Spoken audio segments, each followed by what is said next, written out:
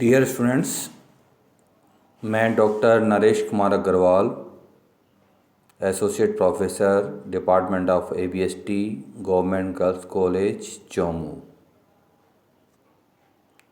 आज आपको partial values के बारे में बताने वाला हूँ। पार्शियल वैल्यूज ये मध्यका के सिद्धांत पर आधारित हैं। मध्यका भी अपने आप में एक पार्शियल वैल्यू है। मध्यका श्रेणी को दो इक्वल पार्ट्स में विभाजित करता है, तो दो भागों में बांटने वाला मूल्य ये मध्यका मूल्य है। इसी तरह जो श्रेणी को विभिन्न भागों में बांटे, जैसे चतुर्थक श्रेणी को 4 भागों में बांटता है, पंचमक श्रेणी को 5 भागों में बांटता है, अष्टमक श्रेणी को 8 भागों में विभाजित करता है, दशमक श्रेणी को 10 भागों में विभाजित करता है, शतमक ये श्रेणी को 100 भागों में विभाजित करता है। तो मध्यका, चतुर्थक, पंचमक, अष्टमक, दशमक और शतमक ये सभी विभाजन मूल्य हैं। इनकी गणना ठीक उसी प्रकार से की जाती है, उसी सिद्धांत पर की जाती है। वही तरीका, लगभग वही है जो तरीका हमने मध्यका ज्ञात करते समय पढ़ा था। यानी कोई भी विभाजन मूल्य ज्ञात करें, सबसे पहले चाहे श्रेणी व्यक्तिगत हो, खंडित हो, अखंडित हो, श्रेणी को क्रम से व्यवस्थित करेंगे। व्यक्तिगत और खंडित श्रेणी है तो हम मध्यका में सूत्र काम लेते हैं n+1/2। यहाँ पर n प्लस दूसरा कोई विभाजन मूल्य ज्ञात करना है तो संबंधित विभाजन मूल्य कितने भागों में बांटना है उससे डिवाइड करते हैं। जैसे उदाहरण के लिए मैंने एक टेबल बना रखी है जो आपको स्क्रीन पर भी नजर आ रही है। Q1 ज्ञात करने के लिए व्यक्तिगत श्रेणी में n+1/4 आइटम का प्रयोग करेंगे। खंडित श्रेणी में भी ये सूत्र काम आएगा। अखंडित श्रेणी में सबसे पहले हम विभाजन मूल्य का वर्ग ज्ञात करेंगे, उसके लिए n/4 का उपयोग करेंगे और फिर सूत्र काम लेंगे L1 + I/Q1 - C। तीसरे चतुर्थक के लिए व्यक्तिगत खंडित श्रेणी में 3n+1/4 का सूत्र काम लेंगे। अखंडित श्रेणी के अंतर्गत सबसे पहले वर्ग ज्ञात करेंगे 3n/4 और उसके बाद में सूत्र काम लेंगे L1 + I/Q1 - C। इसी तरह पंचमक, अष्टमक, दशमक, शतमक ये सब विभाजन मूल्य हैं। संबंधित विभाजन मूल्यों के आधार पर इन सूत्रों का प्रयोग करके हम विभाजन मूल्य ज्ञात करेंगे। यदि जैसे उदाहरण के लिए हमें विभाजन मूल्य पहला पंचमक ज्ञात करना है तो हम काम लेंगे Qn1। व्यक्तिगत खंडित श्रेणी में n+1/5 का सूत्र। अखंडित श्रेणी है हमारी तो Q1 बराबर है, पहले वर्ग ज्ञात करते हैं n/5 से, फिर सूत्र काम लेंगे L1 + I/Q1 - C। यदि हमें पांचवा अष्टमक ज्ञात करना है तो व्यक्तिगत खंडित श्रेणी में सूत्र काम होगा 5n+1/8। अखंडित श्रेणी में वर्ग ज्ञात करेंगे 5/n/8 से और फिर सूत्र काम लेंगे L1 + I/O5 - C। यदि हमें 10वां शतमक ज्ञात करना है तो P10 10n+1/100 व्यक्तिगत खंडित श्रेणी में सूत्र काम आएगा। अखंडित श्रेणी में पहले वर्ग ज्ञात करेंगे 10n/100 से और फिर सूत्र काम लेंगे L1 + I/P10 - C। तो जो भी हमें विभाजन मूल्य प्रश्न में पूछा गया है सूत्र उसी के अनुसार, लेकिन सिद्धांत वही रहेगा हमारा। एक बात और ध्यान रखिएगा, यदि हमारी श्रेणी अवरोही, ये जो सूत्र हमने देख रहे हैं ये सब आरोही क्रम में है। यदि श्रेणी आरोही क्रम में व्यवस्थित है तो ये सूत्र काम आएंगे। यदि अवरोही क्रम में व्यवस्थित है तो एक बात ध्यान रखिएगा कि जो विभाजन मूल्य ज्ञात करना है उस विभाजन मूल्य, ज्ञात किया जाने वाला मूल्य उस संबंधित विभाजन मूल्य कितने भागों में श्रेणी को बांटता है उसमें से कम करना है।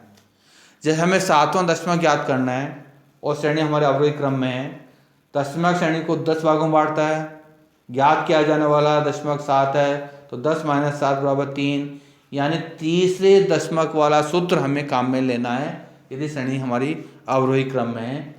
यदि हमें 70वां शतमक काम ज्ञात करना है तो शतमक 100 भागों में बांटता है, 100 - 70 बराबर 30, यानी हमें 30वां शतमक वाला सूत्र काम रहता है, P30 वाला सूत्र काम में लेंगे।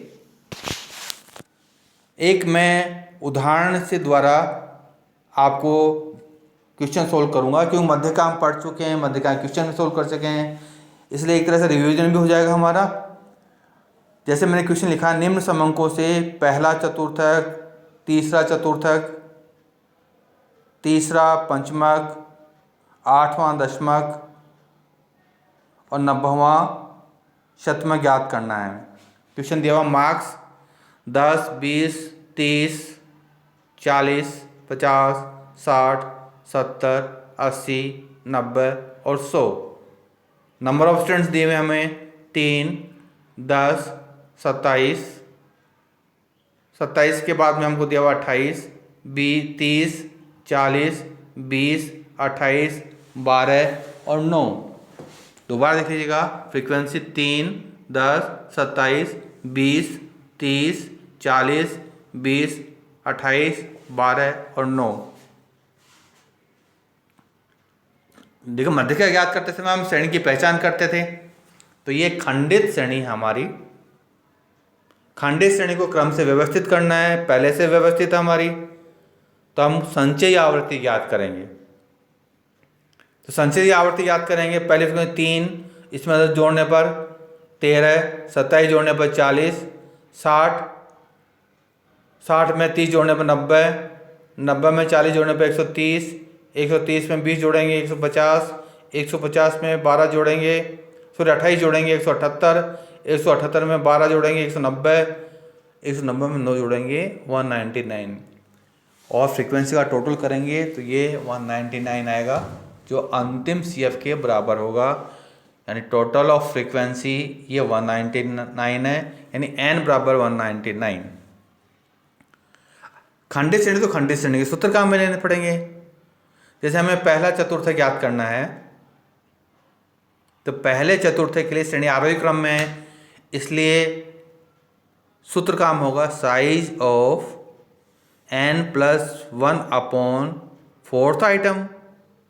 n यहाँ पर 199 है, +1 डिवाइडेड बाई 4 तो 50 रहेगा। 50th आइटम, इस 50th आइटम को संचयी आवृत्ति में देखिएगा 50 कहाँ पर स्थित है, तो आपको देखेगा 50 जो संचयी आवृत्ति 60 है, इसमें सम्मिलित हैं पहली बार। इसके सामने अंक दिए हुए हैं हमको, मार्क्स 40, तो 40 मार्क्स ये हमारा आंसर होगा पहले चतुर्थक का। इसे हम निचला चतुर्थक भी बोलते हैं। फिर हमें दूसरा पूछा, इसमें तीसरा चतुर्थक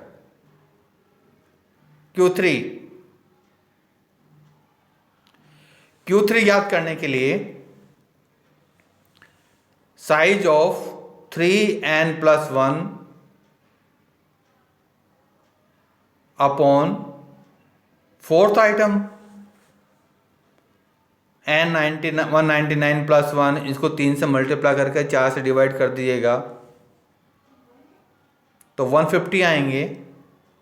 इस 150 को CF में देखेंगे तो 150 में सम्मिलित है, 150 के सामने अंक दिए हुए, मार्क्स दिए हुए 70, इसका मतलब तीसरा चतुर्थक ये 70 होगा हमारा।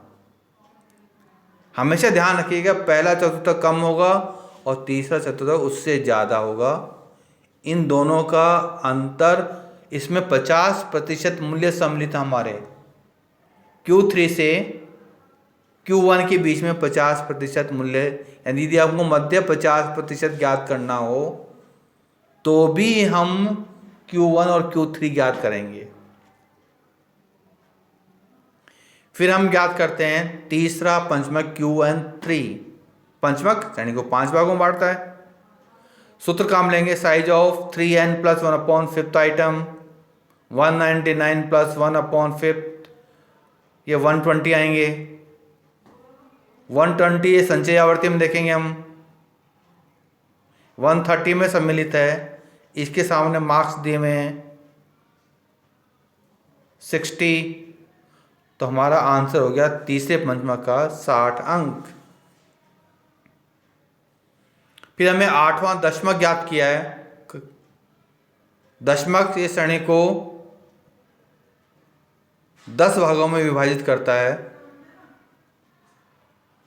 सूत्र काम में लेंगे, size of 8n + 1/10 item 8 199 + 1/10 160 item 160 को संचय आवर्ती में देखेंगे 178 में मिलेगा, इसके सामने अंक दिए हुए हैं 80, तो हमारा आंसर होगा 80 मार्क्स। 8वें दशमक का आंसर 80 मार्क्स। और अंत में हमसे पूछा है इस क्वेश्चन में 90वां शतमक ज्ञात करो।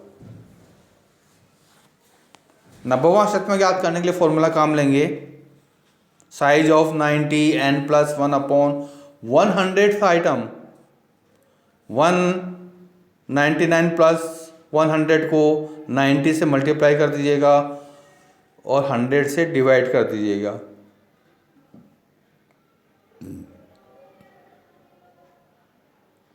180th आइटम आ जाएगा। 180 को हम संचय आवर्ती देखेंगे 190 में सम्मिलित है। 190 के सामने अंक दिए हुए हमको 90, तो 90 मार्क्स ये 90वां शतमक का आंसर होगा। तो इस प्रकार स्पष्ट हो गया कि विभाजन मूल्य ये मध्यका के सिद्धांत पर आधारित हैं। इस क्वेश्चन में हमसे नहीं पूछा यदि मध्यका ज्ञात करना हो खंडित श्रेणी हमारी, तो n + 1/2 का प्रयोग करेंगे। 199 + 1 200, इसको 2 से डिवाइड करेंगे 50 आएगा। 2 से डिवाइड करें 100 आएगा। इस 100 को संचित आवर्ती देगा 130 में सम्मिलित है। 130 के सामने आपको मार्क्स दिए 60, यानी मध्य का यदि ज्ञात करना है तो यहाँ आंसर 60 होगा। हमसे पूछा नहीं था इसलिए हमने ज्ञात नहीं किया। यदि पूछे तो हम मध्य का भी ज्ञात कर सकते हैं। यहाँ पे 2 बातें और समझिएगा। कई बार हमसे पूछा है मध्य 50% ज्ञात करो, तो हमको Q3 - Q1 ज्ञात करना है। केवल 50% मूल्य पूछे तो हमको मध्य का ज्ञात करना है।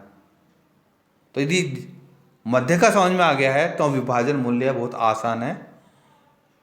तो आज आपको मैंने मध्य का विभाजन मूल्य, चतुर्थक श्रेणी को 4 भागों में बांटने वाला विभाजन मूल्य, पंचमक श्रेणी को 5 भागों में बांटने वाला विभाजन मूल्य, अष्टमक श्रेणी को 8 भागों में बांटने वाला विभाजन मूल्य, दशमक श्रेणी को 10 भागों में बांटने वाला और शतमक श्रेणी को 100 भागों में बांटने वाला। हमसे कोई भी विभाजन मूल्य पूछे हम आसानी से वह मूल्य ज्ञात कर सकते हैं। Thank you.